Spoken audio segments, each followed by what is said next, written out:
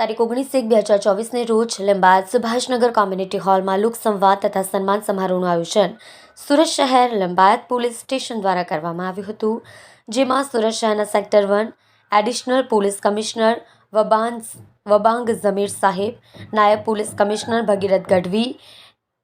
ACP Patel સાહેબ તેમજ લીંબાયત police સ્ટેશનના પીઆઈ પટેરિયા સાહેબ, સેકન્ડ પીઆઈ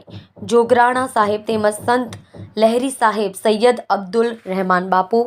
ચર્ચના પાદરી પોલ સાહેબની હાજરીમાં લીંબાયત શાંતિ સમિતિના સભ્ય કેસર અલી પીરઝાદા, સલીમ નસીર સિમેન્ટવાળા, સલીમ રાણા તેમજ સંતોષ શર્માની, શિવાભાઈ પાટીલ, સુભાષભાઈ ઝાડીને પોલીસ સ્ટેશનમાં ઉજવાતા તમામ ધર્મના સમાજના તહેવારો શાંતિ, ભાઈચારો અને કોમી સૌહાર્દ જળવાઈ રહે તે હેતુથી પોલીસ વિભાગને મદદરૂપ થવા બદલ તેઓનું સન્માનપત્ર આપી સન્માનિત કરવામાં આવ્યા હતા. તેમજ અહીં એફઓપીના સભ્યો પણ સન્માન કરવામાં આવ્યું હતું. સભાનું સંચાલન સમીરભાઈ જાધવે કર્યું હતું.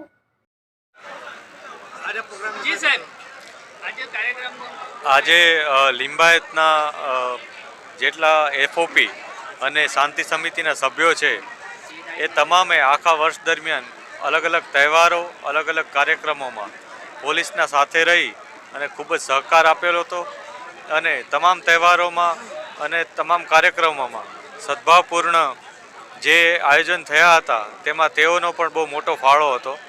તો આ સમગ્ર તેઓની કામગીરીને બિરદાવવા માટે, આખા વર્ષની કામગીરીને બિરદાવવા માટે આજે અમે એક નાનો કાર્યક્રમ રાખ્યો હતો કે જેમાં લોક સંવાદની સાથે આવા તમામ એફઓપી અને શાંતિ સમિતિના સભ્યોનું સન્માન કરવામાં આવે પોલીસ દ્વારા અને એક નાનકડા સ્નેહ મિલન જેવી એક પ્રસંગ હતો જેમાં તમામ હાજર રહ્યા હતા. આ કાર્યક્રમમાં અમારા સેક્ટર 1 સાહેબની સાથે અમારા એસીપી સાહેબ, બંને પીઆઈસીઓ, લિંબાયતનો પોલીસ સ્ટાફ ઉપરાંત આ જ વિસ્તારના ધાર્મિક જે અગ્રણીઓ છે તેઓ હાજર રહ્યા હતા,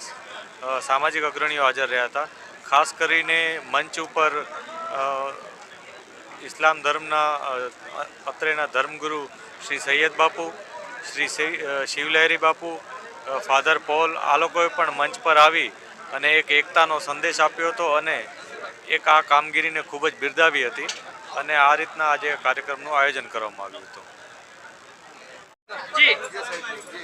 આજ રોજ જે અહીંયા શાંતિ ગ્રુપનું સન્માન કર્યું પોલીસ ડિપાર્ટમેન્ટે, એ ખરેખર અદ્ભુત બાબત કહેવાય, સરાહનીય બાબત છે. પોલીસ અને પબ્લિક વચ્ચે હંમેશને માટે જે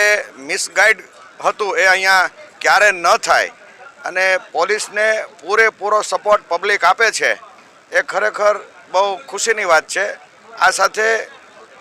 જય હિન્દ, જય ભારત, ભારત માતા કી જય.